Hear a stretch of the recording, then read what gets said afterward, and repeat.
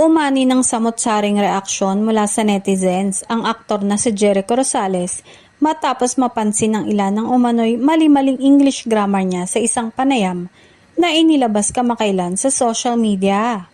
Sa nasabing video clip, makikita si Jericho na sumasagot sa isang tanong ng international reporter tungkol sa kanyang karera at planong lumawak sa Hollywood.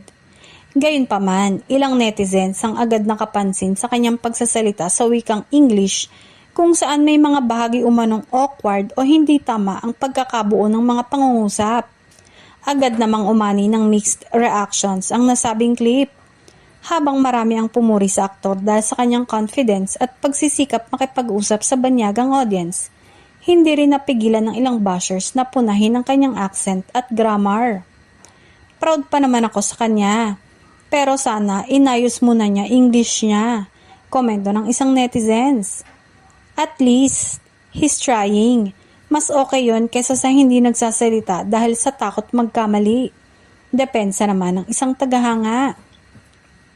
Sa kabila ng mga batikos, nanatiling tahimik si Jericho at hindi naglabas ng anumang pahayag hinggil sa issue. Ilang supporters naman ang nagpaalala na hindi dapat maliitin ng sinuman base lamang sa paraan ng pagsasalita ng English, lalo't hindi ito batayan ng talento o galing sa pag-arte.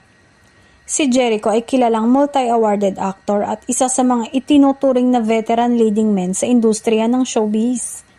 Kamakailan lamang ay naibalita ang kanyang pagsabak sa international projects, dahilan upang mas madalas siyang makapanayam ng mga dayuhang media. Sa ngayon, nananatiling aktibo ang diskusyon sa social media hinggil sa isyong ito.